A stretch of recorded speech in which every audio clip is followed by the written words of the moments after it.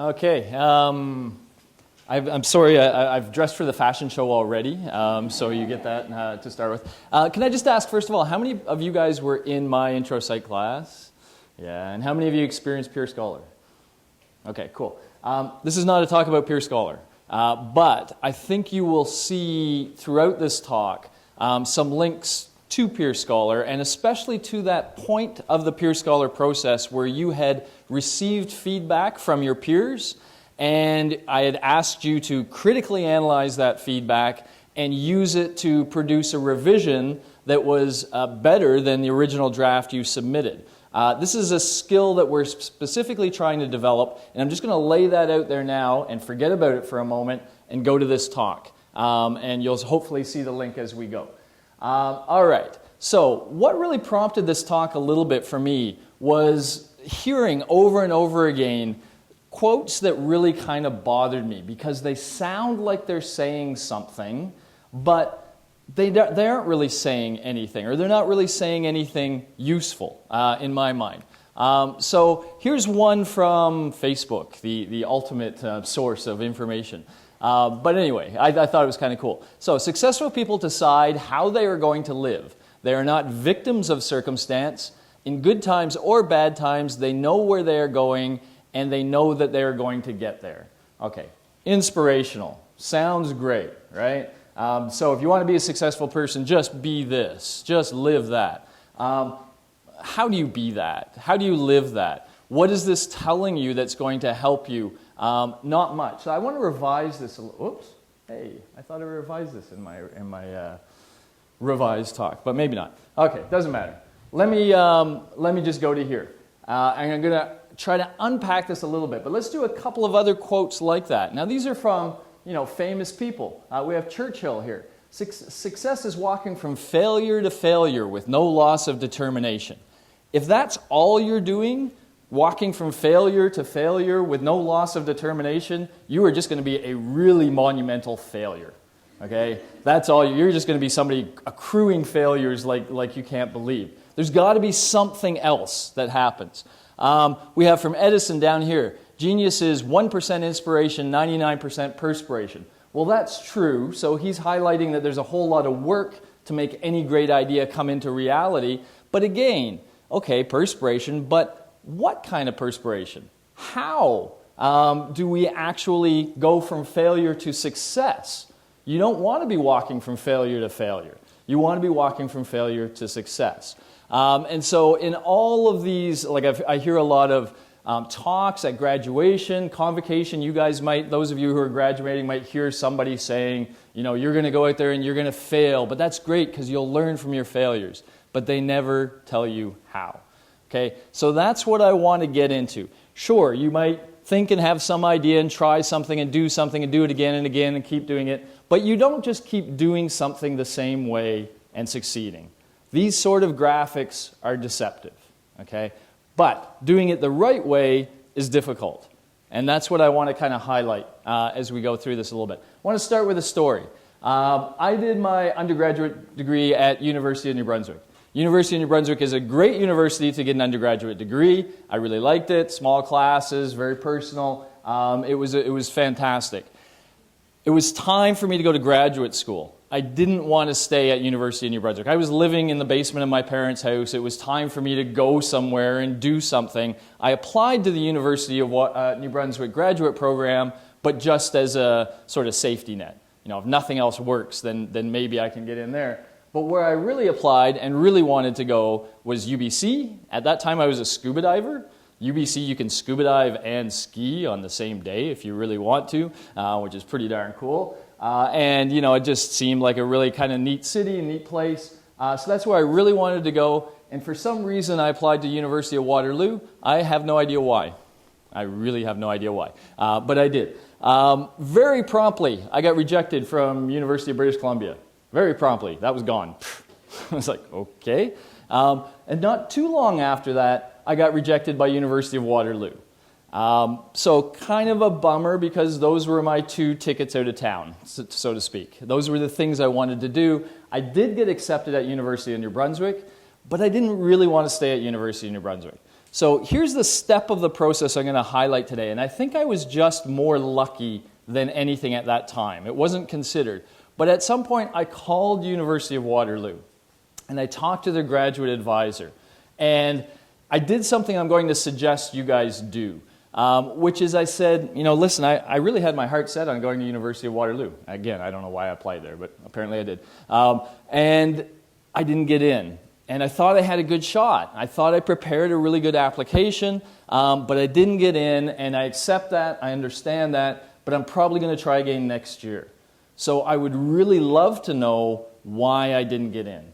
Is there any feedback you can give me that can help me prepare a better application for next year? Okay? 2 things happened as a result of that inquiry.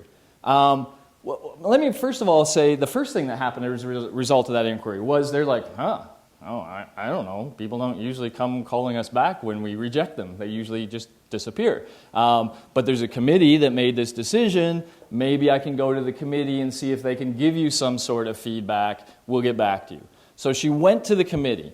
And one of the things that happened was the committee did get back to me. And they said, well, in fact, your application was pretty good, but you suggested this whole project in sports psychology that you really wanted to do, and it was a fascinating project. The only problem is nobody here does sports psychology. That's how smart I was at the time. I applied to a program to do something that nobody there did. And they said, so we just assumed you would get a position somewhere else where there is a sports psychologist, and so we didn't accept you, we accepted somebody else. But had you written that differently, and at that time I was like, well, I won't just do sports psychology, I'll do, I don't know, anything, really. And so at some point, somebody else on the committee kind of re-looked at my file and started sending me papers and said, hey, I do perception without awareness, subliminal perception research. What do you think of these papers? And I got into a dialogue with a faculty member, and eventually that turned into me getting into University of Waterloo in a sort of backdoor way, okay, which was not my intent, but it was sort of a happy circumstance of me making that inquiry. And I did my PhD at University of Waterloo and then ended up here at UT Scarborough. So happy ending. Well, it's not over, I hope.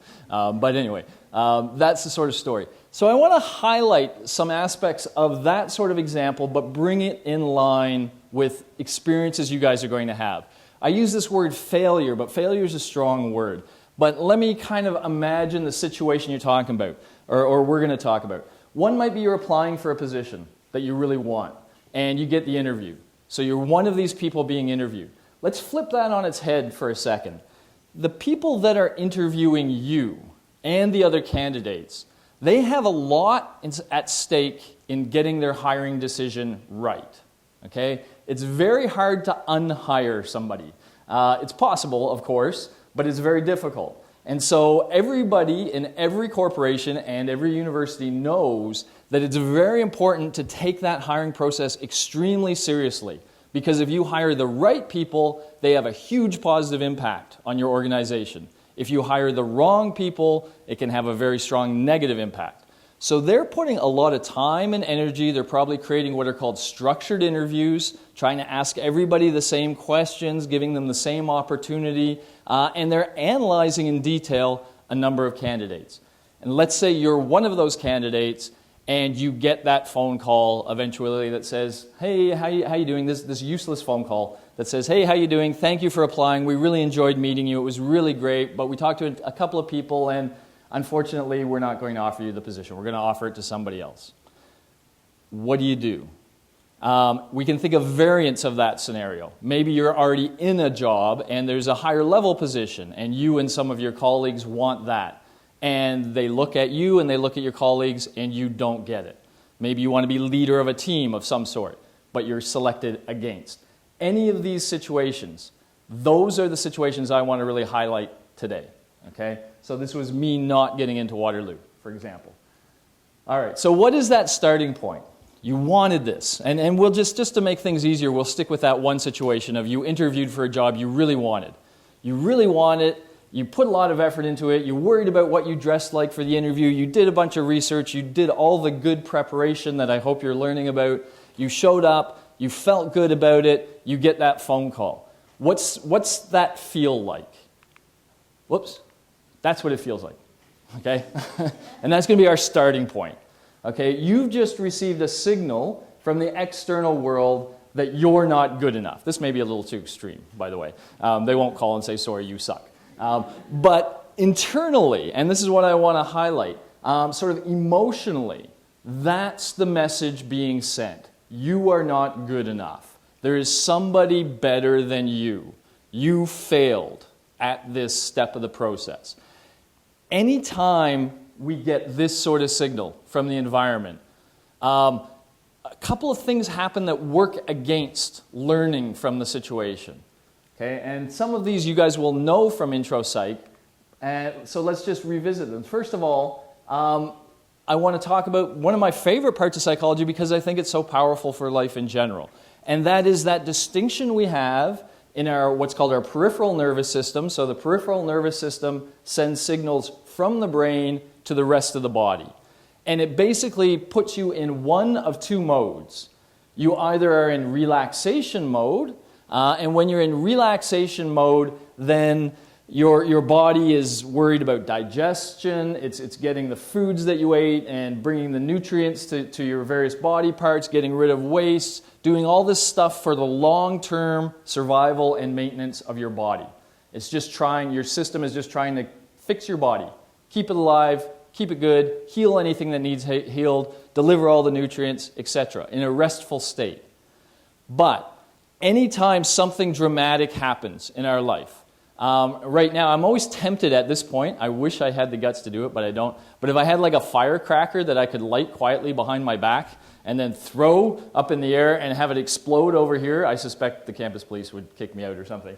But it would be fun. What would you guys all feel? If I did that, the surprise and the bang and the crash, you would feel your body change dramatically. Your heart rate would start beating faster, your breathing would go faster, you would feel energy in all your muscles. That's because oxygen is being transmitted to your muscles. This is what we call the sympathetic mode of the peripheral nervous system, and it is trying to get you ready essentially to do one of two things: fight or flee. Okay, that's what it's saying. You're in a dangerous situation right now. Something like with the firecracker, it's kind of obvious. Some idiot's throwing firecrackers around. You have two choices. You can tackle the sucker and take him down and put an end to it. Okay, that's the sort of fight approach. Or you could just get the heck out of the room and be away from it. That's the flight approach. Okay, and that's what your system wants to do, even in these situations. Okay, you get a signal from the external world, you suck, you're not good enough, you feel that emotionally. And you have that same reaction. I want to fight or flee. Usually in these situations, fighting is a bad decision. Okay? If you take it literally. I'm going to imply there's a form of fighting that's a good decision. But the literal fighting is bad. Like if they call and say, I'm sorry, we looked at 4 candidates, we interviewed you, and we're going to select someone else. You can't say, no, you're not. What are you talking about? You're idiots. Give me the job, blah, blah, blah. That's not going to get you anywhere, right? And so what do we normally do? We normally flee. We normally say, okay, thank you, I appreciate it, that's great. And we hang up the phone. And we go have a cry or eat ice cream or whatever we do to make us feel better. But we've left. We've fled the situation. Okay? And we also do something else, by the way. So that's this part. We also have this bias that you guys have heard about, a self-serving bias, where the notion here is when you look at yourself in the mirror, you see yourself as better than you are. We have all these psychological processes that try to protect our self-esteem. So usually, in a situation like that, they didn't pick us, we'll tell ourselves, well, there was nothing wrong with us. We did good. I did everything I could do, and they just didn't see it. They made a bad decision. They aren't intelligent enough to realize what I brought to the table. And so you're leaving the situation, and you're leaving it potentially without any real deep self-reflection. Anything that could make it work out differently the next time. You're potentially going to march from failure to failure, maybe with determination, maybe not, depending on you. But the critical thing is, this is what I want to convince you, you had a great opportunity to learn. in that moment. And you have a great opportunity to learn anytime that moment presents itself. If you see it for what it is, and if you fight in the right way, you can learn a whole lot and march from failure to success. Okay? So that's the process I want to unpack a little bit for you guys, because that's the process I feel is not unpacked.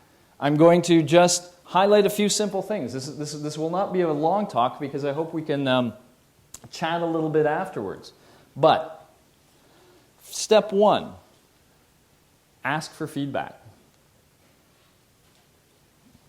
Let me remind you, everything I just said at the beginning of this, the people interviewing you or the people considering you for whatever you wanted, assuming they know what they're doing, have put a lot of time and energy into comparing candidates well. They have analyzed you as a potential employee. They have put a lot of time, they've brought a lot of expertise to the table, they have tried to weigh your strengths and weaknesses, your fit with the position, your potential as an employee in their company. That's what they've made their decision on the basis of, and right now they're holding all that data. Okay? When they are on the phone to you, they have all that information that they've just acquired through that whole process.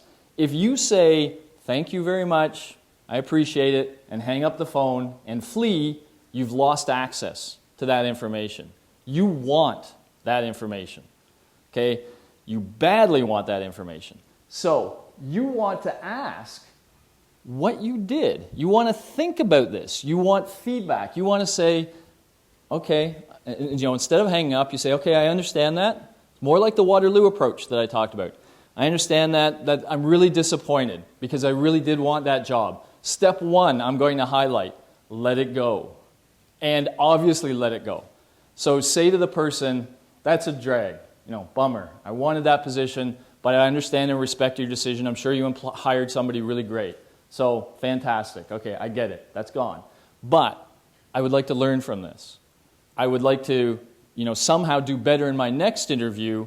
And could you please give me some sort of feedback about how I could do better, how I didn't measure up, and what I could potentially work on. Okay? So, you want to know what you did wrong and what you could have done differently. So it's not enough for them to say, well, we didn't really like your answer to some question. You could say, what was the answer you did like? The person that impressed you. What were you looking for? What were you hoping to see? What did I fail to understand going into this? So you could ask them questions like that. You could ask them for concrete examples. Typically when they interview you now, they will have what's called a structured interview sheet. They will be going through and asking you questions, and people will be taking notes. It's very unnerving, by the way. Be prepared for this. But they'll be sitting there taking notes about your answers. And so they have notes about you. If you can say, can you tell me any point in the interview where I answered something really poorly or didn't answer something in the way you thought I should or would? Any concrete examples would really, really help me. Now, I want to highlight this last part. Because so many people flee, so many people just say thank you very much and hang up the phone, they're not probably going to expect this from you. They're not going to expect you to say, can I have an analysis of where I went wrong and where I didn't? So they may, just like the Waterloo situation, be unprepared, and you should be cool about that too. You should be saying, oh, okay, I'm sorry, I didn't mean to catch you by surprise. Maybe you wanted to gather your notes or look at it or something, but I would really appreciate this kind of feedback. So maybe if I just gave you a little bit of time, could I maybe call back or give you my email address that you could send the feedback to or something like that. So don't be, here's the fight right versus fight. You're not being aggressive. You're kind of being assertive, but in a very nice way. So you're not saying, I want that position or whatever. You're just saying, I just want to learn. I want to better myself. I want to improve myself. Can you give me that information to improve myself? Now, let me point out a few things from this point, and I'm going to attach this as we go. That's not the only job this company will have. You didn't get that job. If you whine to get that job, you're going to have a very negative impression. But what if you do everything I just said? And what if there's another job next week, and they say, you remember that candidate that we called and they were so interested in improving themselves and learning what they did well. Isn't that the kind of person we want in our company? Wasn't that a really nice reaction to a positive reaction? Should we call them back and have them interview for this other position? So you are, although you've given up on the position that just disappeared, you're still representing yourself to a potential employer. And doing it this way, dispassionate, not emotional. You can be bummed. You can be, geez, that's a drag. But you can get over that emotion and start applying a rational thought process to it. That will impress them. Okay, so that's step one. Step two. I'm going to talk about this in so many ways. But first of all, if they give you the feedback, thank them. Thank you so much. I really appreciate this. This is really helpful. Even if it's really critical. Like, we were actually surprised by the clothes you wore. You came into an interview with torn jeans and an untucked shirt. That set a bad example, right from the get-go. And you might, in the back of your mind, think, that's just who I am. But if you bite that back and you go, okay, it was good for me to learn that. And let me attach that to a specific example to you because I'm obviously picking on myself. My first faculty interview was at University of Western Ontario. My supervisor didn't think I was ready for a faculty position, so in his weird way, he didn't prepare me at all. He said, fine, you want to do that? You go ahead and do it, but I'm not going to help you. He's kind of childish that way sometimes. So I went to this interview. I didn't know a lot about how faculty are interviewed, so I went in very blind. But one of the things I was stupidly stubborn about is I always wanted to be a prof because I never wanted to have to wear a tie. It's silly. I wear ties all the time now. Not all the time. But that was sort of some conception I had in my head. And so when I went to this interview, I made the conscious decision, I'm not going to wear a tie. I'm not going to wear a suit. I know that's what a lot of candidates do, but I'm just going to wear a nice dress shirt, pair of pants, and a sweater. That's perfectly fine. Something like that. So I went there. I gave the interview. I didn't get the position. I asked for some feedback. I guess I just always sort of naturally kind of did this. But one of the things I heard was they didn't like that you didn't wear a tie. They thought that was disrespectful. At Western, they're a very formal kind of faculty, and they were put off the moment you walked in because you did not have a tie on. And so I had two reactions in my mind. One of them was, seriously? What kind of small-minded people are these? That's my sort of self-serving bias, right? I'm right. They're idiots, yada, yada. But then the other reaction I had is, well, what a stupid way to lose a job. That was a great job. And if I was putting that job at jeopardy by not wearing a tie, like seriously? So that was reflected back on me. What kind of moron am I? And every interview from there on, I wore a tie. I did the suit and tie thing. If that's just going to be what people expect and that's what they're comfortable with, fine. Okay, cool. So, feedback, when you get feedback like that, even if you disagree with it, thank the person for giving it to you. Don't start entering into a debate. What you're asking for is their perception of the situation. Can you tell me how you perceived me? And when they say this is how we perceived you, they're right. That is how they perceived you.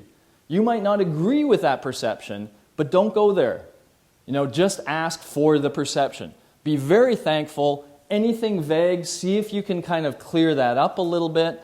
And then here's a critical point for life that I'll give back to you. Repeat back the main points to show the critic you were listening. Okay? Let me bring this out of the job context and talk about relationships for a moment. One of the problems that so many people encounter in relationships is that they fight over stupid things sometimes. Or not stupid things. But they get into fights and it's like somebody says something that's their position, somebody else says something that's their position, my position, your position, my position, your position, my position, your position, and it just goes on and it blows up and everybody screams and leaves the thing. And nothing got resolved. One simple trick that will make your relationships better. When you have a confrontation with the person you're in a relationship with and they say, blah, blah, blah, blah, blah, blah, my position, if you say, okay, I was listening to you, and let me repeat back what I heard you say. So from your perspective, here's why I'm a jerk. Okay? X, Y, and Z. Now, I get it. I heard you. Let me now tell you my perspective. Okay? But that step of I heard you, I listened, I heard you, I get it, but I would like to give a different perspective. If you add that step, the first person can kind of move forward with the discussion. But if you don't add that step, they feel like you didn't hear them, you weren't listening. Quite often we don't listen when someone's telling us why they don't like us. We shut down. It's that fight or flee response. We're fleeing in our mind, right? So I'm saying listen and show the person you listened. That emotionally diffuses situations for both of you in a very powerful way. And it's the same if someone's giving you feedback about an interview or a yearly evaluation or something. You may disagree. You know, you say, so in your opinion, I come to work late on a regular basis. Okay, I get that. You know, when I think back, I think I've only come to work late twice, and I had good reasons. But just saying it that way versus, I do not come to work late, you know, that difference of I heard you, I got it, here's what you said. So the same thing when someone's giving you a critical analysis of yourself. If you say that, that makes them feel you were listening, you were thinking about it. And do it all with an appreciative attitude. Realize they're giving you information that you would not have gotten if you hung up the phone. And this information can help you improve and get better. So appreciate it. Thank you. I really appreciate the time you spent helping me. I know this is going to help me in future situations that I'm in. All right? Then evaluate it. Your first reaction, that self-serving bias, your first reaction when you hear any critique of yourself is going to be like, they're wrong. They're wrong. Nope. Don't buy it. Stupid people. Everyone's stupid but me. Etc. Know that. Okay? Know that that's what's going to happen. It's okay that it's happening, but just say, if you can prevent yourself from verbalizing any of that at the time, and instead verbalize as I suggested, thank you very much, I appreciate that, I've written it all down, then think about it. Critically think about the feedback, decide, you know, which bits of the feedback you think are accurate. So, you know, my tie example at Western is one example where I still didn't agree with it. I didn't agree that a good faculty member wears a tie or that a tie in any way signals that somebody will be a good or bad faculty member. Didn't agree with the logic, but I did understand the reality of the situation. And once you step back a little bit, you can take a bigger understanding and you can say, okay, some people believe a tie matters. And some of those people are going to be evaluating me, and why would I put them against me? Okay, so you can zoom out a little bit, think critically. Most feedback is noisy. This is why I love peer assessment, right, and peer scholar, because you get good comments, you get bad comments. Very important that you think them through, decide for yourself, because in order for any feedback to be effective in changing your behavior, you have to move it from being somebody else's perception to your own. Okay, you have to embrace it. So if somebody tells me it's important to wear a tie to the interview, and I start by saying that's stupid, but then after thinking about it, I think, you know what, they're probably right. It probably makes more sense to do it that way. I have now accepted that perspective. It is now my perspective. If I were advising my students, my graduate students, I would say, you know what, you should wear a tie to the interview. I've now come to that opinion. This is what this step is about. Thinking about the feedback, thinking about what if I had done things the way they suggest? Do I think I would have performed better? Might I have got the position? If the answer is yes for some of those are the keepers. Okay, those are the ones you want to say, all right, I'm embracing those points of feedback and I'm changing my behavior on the basis. So when you do that, you end up taking ownership of the good points, of the things you think are valid, and throwing away the others. But you want to do that not with the person in front of you. You want their total perspective first, and then you want to sift through it, preferably once you're a little cooler and relaxed. Let me give you one other example of all this that some of you in the sciences will certainly run into, and you probably did run into in Peer Scholar. In the sciences, we do a research study, we submit a paper to a journal. The editor of the paper sends that paper to a number of other so-called experts in the field. They review our paper. And essentially their job is to make sure the paper is good enough quality to get in the journal. So they're looking for all the ways the paper could be better. So maybe they think, your introduction's too long. You don't need to ramble on that long. Tighten up your introduction. And, you really need another experiment to suggest what you're suggesting to make it strong and worthy of publication, so do another experiment. So that's what the reviewers are doing. When we get these reviews back, everything I've told you about happens. First of all, every reviewer is an idiot. Like, what are they talking about? It's stupid. They have no idea. And why are they even talking? I wasn't even implying that. Blah, blah. So you have this emotional phase. But the nice thing with the reviews is that it's not face-to-face, right? So they're there. What I now do is I read my reviews.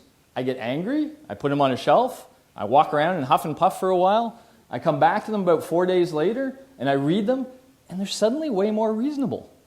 Somehow, once you get that emotional outlet, and then you can come back to it and think about it, other people's critiques of us become more reasonable over time.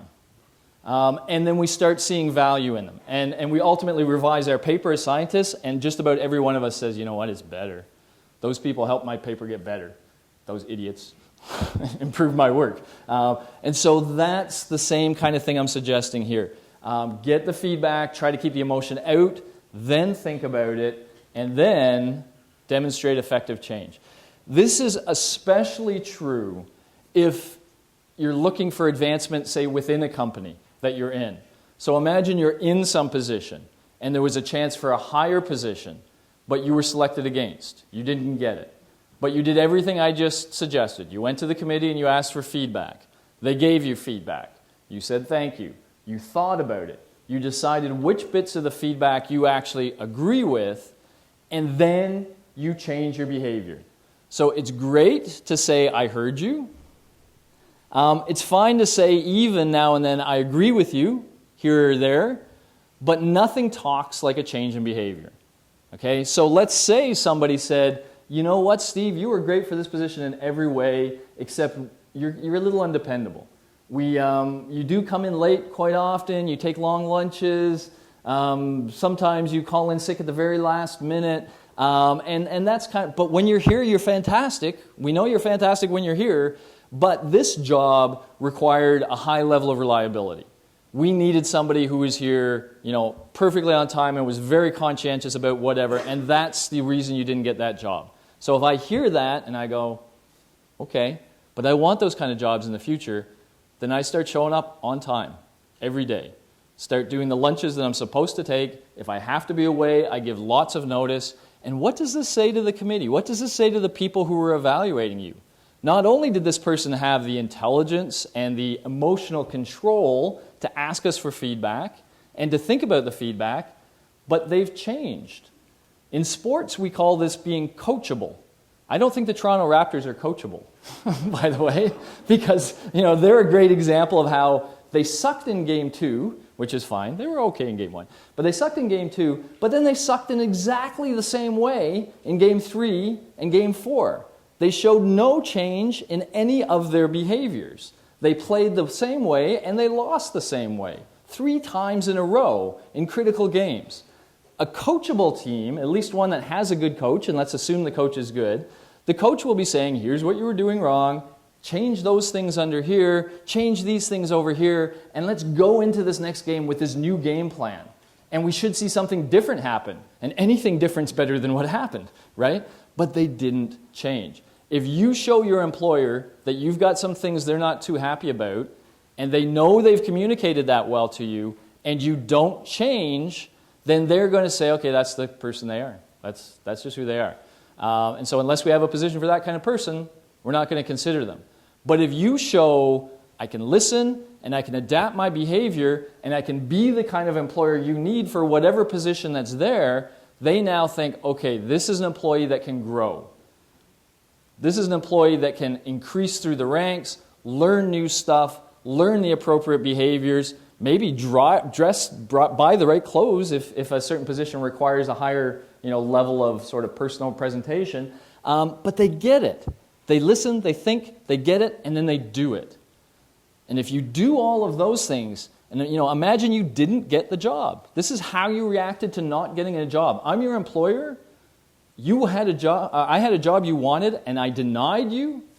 and you react by becoming a better employee, that's a very powerful signal for me. That's the kind of person I want working for me. That's somebody who I think we can grow with and we can do cool stuff with. And if you can do that rather than being bitter, rather than stomping around, rather than telling rumors about the person who got the job, I heard she's sleeping with so-and-so, or whatever, that kind of reaction, and you're the employee we don't want. Okay? So for the most part, that's the meat. So it's really about that learning from mistakes. So we're talking about failures, we're talking about mistakes, but you now know it's not really failures or mistakes. It's really, a failure to capture an opportunity or something like that. But if you do these things, step one, control the emotions. Don't escape. Don't run away. Now let me riff on this a little bit. You can run away for a moment. These emotional reactions are pretty automatic. And, let's say somebody calls you into their office to give you the news rather than on the phone. And they say, listen, Steve, I really want to talk to you personally about this because I know you really wanted that position and we're going to give it to somebody else. And let's say I'm really angry. I'm sitting there, I can't believe they're going to give it to somebody else. But I know everything I just told you, and I know it's true. It's perfectly acceptable to say to the person, you know what? I really want to talk to you more about this, but not right now. I'm kind of, you could even say angry. It's not like people want robots to work with. You can say I'm a little angry or I'm a little emotional right now. If you don't mind, I'm going to go take a walk. And if I can send you an email so that we can continue this conversation later, that would be great. But I have to deal with the emotion. And I have to go beat up a Bobo doll or something like that. People will respect that too. That is a form of emotional control. Like, we can't always control our emotions, but if we know we're emotional and we know this is not a good situation to be emotional in, I'm going to say something wrong, I'm going to do something bad, then it's perfectly reasonable to say, let's not have this conversation right now. Give me some time, and walk away. So you can escape short term, but just don't stay escaped. If you then come back and say, okay, I accept it, I got it, and now I want to talk about it, then that's cool, that's respectful as well. So, accept the loss, try to deal with your emotions, listen careful to the feedback with the right attitude, which is a thankful, appreciative attitude. Any information they give you is valuable information. Even if you don't agree with it, it's good to know other people think of you that way sometimes. Express your thanks and your understanding. You will have no idea how much that will impress somebody. If you're even on a yearly evaluation, which they do. And when you get a yearly evaluation, their job is to tell you how you can improve. If you can just reflect that back to them at the end of the thing in a non-emotional way, and you don't even have to agree with what you're saying, but just say, so in your perception, here are the places where I'm weak, here are the places I have to improve. Did I get that from the session? And if ultimately you leave the office, I can bet they're thinking, wow, cool. They listened, and they're going to take something away from this. And then, you evaluate it. And then if you actually change those things, then they're going to be like, wow, they really listened. And they thought about it. And they altered their behavior. And that's going to help you go from failure, and repeat. Because, that wasn't supposed to happen. These are my old slides. I revised them. The new slides start with you suck and go to you suck less, and eventually go to you rock. Because that's the process, okay? There's so much to learn. There's what we call soft skills, and that's really what we're talking about here today. This ability to effectively interact with other people and kind of present yourself well, and you only learn these by being in these situations, and especially by getting through them well. And so you do start by being a little clumsy in a workplace as a new employee. You can't help it. You have to be in that environment. You have to experience these things. But if you're doing what I'm talking about, and if you're learning from them, then you are going to suck less every time. And eventually, you will reach the point where you rock. Right. This just to kind of highlight one of the things I didn't highlight, but it's so critical. I talked about it, but I want to stress it now. Give up on what you lost. This is the biggest mistake I think I see people make. So when I talked about that person who's telling the rumors about the person who got the job and yada, yada, yada, they haven't given it up. It's like the moment they say, we chose somebody else, you didn't get the job. It's gone. Don't be angry about it. Don't be bitter about it. Don't try to whine and complain and do whatever. Accept it. Give it up and immediately turn your mindset towards, okay, what about the next job? The next job that I don't even know about yet. The next opportunity that's around the corner. That's what I now need to prepare for. The one I was just shooting for, I didn't get. But the next one is wide open. And so the quicker we can sort of turn and change our focus, not on fighting the old, but on building the new. This is a kind of smart guy, Socrates. It's amazing how he had these ideas. Then fantastic. And I think that's what I have for you today. So I'm just going to leave it there. If there's any questions, I'm happy to answer them. All right. Okay. Or you can clap. I will be repeating your questions because the web option only picks up my microphone, so that way people on the web option can hear as well. Yeah? So I was just wondering, when you ask for feedback, you also do this when you're already in a position, because you constantly learn new skills and etc. So when you do that, I assume there should be a balance between asking for feedback too much and not asking at all. Do you have any tips, tricks, or things from your own experiences or things you've studied in your own research? Right. So the question being, you don't really have to wait for an opportunity or something like that to ask for feedback. You could ask for feedback anytime in a position, but what's the right amount of time to kind of be doing this? So first thing, just about every position you have will have a yearly review. So that's the most obvious time to ask for feedback because that's the time when somebody, before you step into that office, somebody has sat down and thought about you in terms of certain criteria that they're looking for. And so that person has engaged in a relatively formal assessment of you, and that's the perfect time, to be asking for the results of that formal assessment. Same with an interview, same with everything else. If you've just been in the position, then that person that you're working with is not necessarily doing a formal assessment of you all the time, and so you can be putting them in a tricky position by just saying, so how am I doing? What should I be doing differently? What's better? And sometimes people might find that a little annoying at times, especially if you do it too much, because it's like, just do stuff. So what I would suggest, but it's a really hard, it's going to be a hard thing to quantify in a clear way, but you want to have some sense of how well you feel you're doing. Are you achieving goals? Are you, when they give you tasks, do you feel like you're getting those things done in the time that it's supposed to be done? And more importantly, if you feel like you're not, like if you feel like there's some disconnect between you and supervisors, and, it feels like, wow, they're maybe not happy with my work. Perfectly reasonable. I wouldn't suggest often. Imagine you have an annual review. But in those situations where you feel like, I really feel like I'm disappointing somebody, I have that vibe, then it's perfectly reasonable, but in a very non-judgmental way, to come up to that person and say exactly that. I have this feeling like I'm maybe not doing things exactly how you hoped I would or in the time I would. Is that true? And if that's true, would you be willing to give me, could we sit down and maybe you could give me some pointers? It's always, if you always have that attitude, it's all about the attitude. How can I do it better? Really, I want to be better. Most people will not negatively react to that attitude unless, by the way, highlighting this, unless they tell you a way to do something better and then you don't do it. If that's the real danger. If they say, you know what, you're spending too much time talking to other people in the workforce and that bugs me. It always bugs me when people do that, so stop that. So if you stop that, that's cool. But if you don't, and then you come a little later and say, well, what am I not doing right? It's like you haven't fixed the last thing I told you about. Like, fix the last thing and then talk about new things. So I think my answer would be not often. Like for me, the yearly review would be a great chance to do that. Opportunities are a great chance to do that.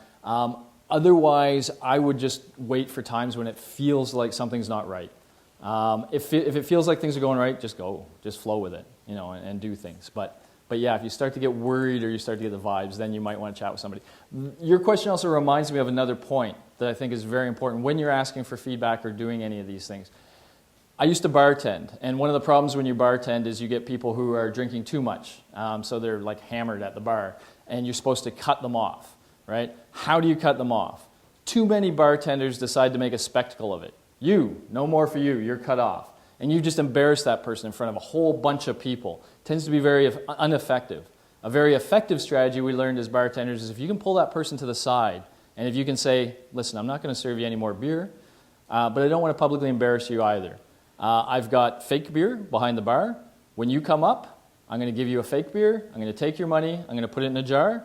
And at the end of the night, if I catch you, or tomorrow you come on, I'll give you your money back. But I'm not going to give you any more alcohol. But I'm also not going to embarrass you in front of your friends. That kind of interaction tends to work really well, and people comply. So the point of all that with this is, if you feel there's friction, and if you want to talk to a supervisor, try to talk to them alone.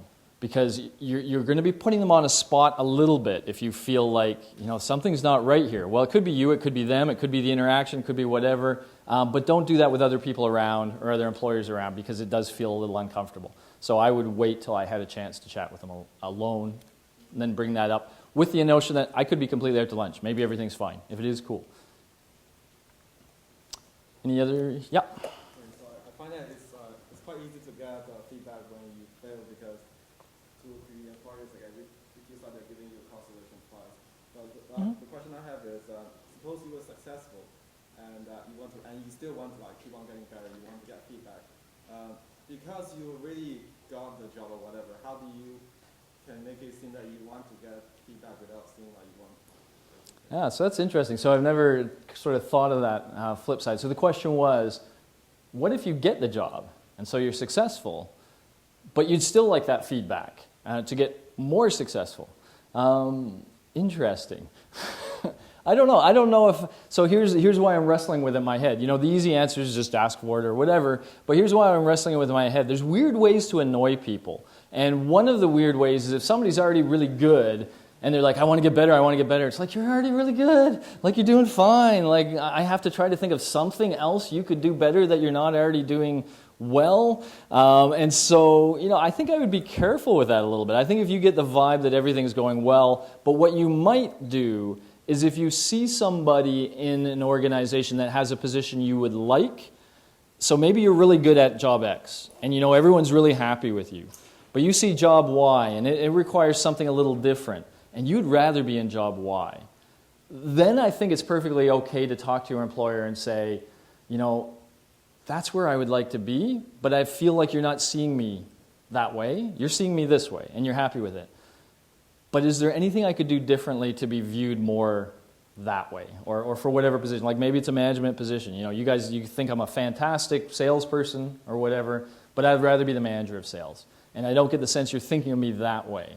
So I think if you had an explicit thing like that in mind, if it wasn't just, how can I be better, how can I be better, how can I be better, but if it was a sort of goal that you're sharing with them, then they would probably be pretty cool of telling you, oh, well, first of all, you're communicating that, right? Which is very good, that this is where I aspire to be, and I'll be even better if I'm doing a job I love.